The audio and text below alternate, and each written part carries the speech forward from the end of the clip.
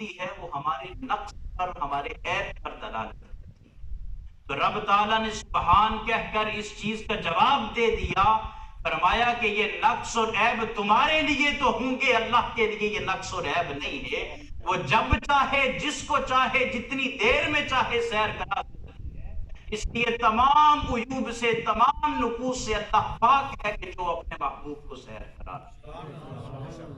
آگے فرمایا الذی یسری، پاک ہے وہ ذات جس نے سیر کرائی. علماء کی نظر یہ بات ہے کہ اسرا جو ہے باب افعال سے ماضی ہے، اور باب افعال کا یہ خاصہ ہوتا ہے کہ جب لازم کو، یہ لازم کو متعدی کر دیتا ہے، اس کے اندر مفعول بھی لا دیتا ہے.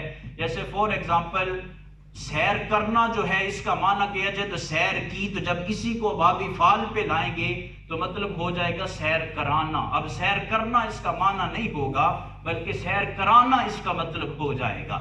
رب تعالیٰ نے فرمایا پاک ہے وہ ذات جس نے سیر کرائی. سب سے پہلا کوسچن یہاں یہ کھڑا ہوا کہ اب عموماً آپ بھی سنتے ہیں، میں بھی سنتا ہوں، یہ معراج کا سارا سفر تھا.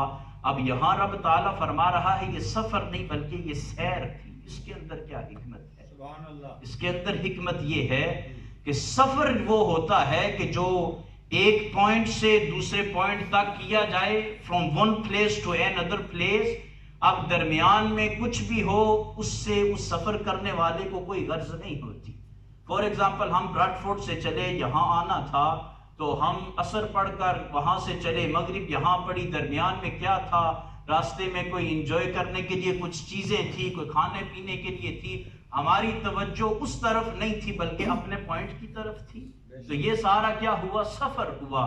یہ جو معراج تھی یہ صرف سفر نہیں تھا، مسجد حرام سے لامکان کی بلندیوں تک یہ ڈائریکٹ نہیں بلکہ درمیان کے اندر کہیں پر انبیاء سے استقبال کروایا جا رہا ہے، کہیں پر فرشتوں سے استقبال کروایا جا رہا ہے، کہیں پر جنت کے نظارے کرائے جا رہے ہیں، کہیں پر جہنم کے نظارے کرائے جا رہے ہیں.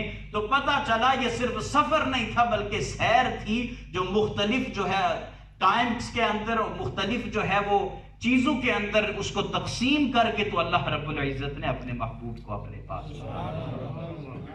دوسرا دیکھیے کہ اسرا، اسرا کا مطلب ہوتا ہے رات کو سیر کرانا. اب دیکھیں جب تو بندہ کسی کے ہاں مہمان بنتا ہے، کسی کے ہاں جاتا ہے، تو پہلا وہ بندہ ہوتا ہے کہ جو بن بلائے چلا جاتا ہے. ہوتا ہے کسی کے گھر گیا، نوک کیا، اس نے بلایا نہیں تھا، چلا گیا، اس کے گھر ہوا، ملاقات ہوئی، سب کچھ ہوا. اس سے اوپر یہ معاملہ ہوتا ہے کہ جس طرح کہ یہ پروگرام تھا، اس کے بارے میں یقیناً آپ نے جیسے حافظ صاحب نے، علامہ صاحب نے بیان کی کہ ہم نے جمعے کے موقع پر بیان کیا تھا کہ ہماری محفل ہوگی، تو گویا یہ ایک دعوت مل گئی، دعوت عام تھی، جس کسی نے سنا، جس کا جی چاہا وہ آ گیا. یہ دوسرا سٹیپ ہے. تیسری یہ چیز ہوتی ہے کہ آپ جس کو بلا رہے ہیں، آپ میں سے چند اشخاص وہ ہوں گے کہ جن کو مسجد کی کمیٹی کے ممبران نے یا حافظ صاحب نے، علامہ صاحب نے، آپ کے امام صاحب نے فون کیا ہوگا، پیغام بھجوایا ہوگا کہ یہ ہماری محفل ہے، اس میں آنا.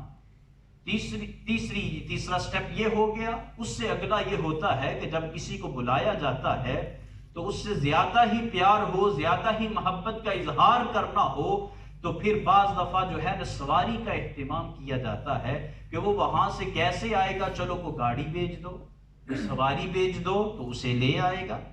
اب اس سے بھی زیادہ محبت کا پیغام یہ ہوتا ہے کہ گاڑی کے ساتھ ساتھ ڈرائیور بھی بھیج دیا جاتا ہے کہ چلو ڈرائیور بھی ہوگا تو وہ اسے بٹھا کر عزت کے ساتھ لے آئے گا. اب جہاں دیکھیں رب تعالیٰ اپنے محبوب کو سیر کرا رہا ہے اور اپنے محبوب کو اپنے پاس بلا رہا ہے، تو یہاں سواری بھی، اس سواری کا اللہ رب العزت انتخاب کرتا ہے. جس کی نظر جہاں پر جاتی ہے اس کا پہلا قدم وہاں جا کر پہنچتا ہے.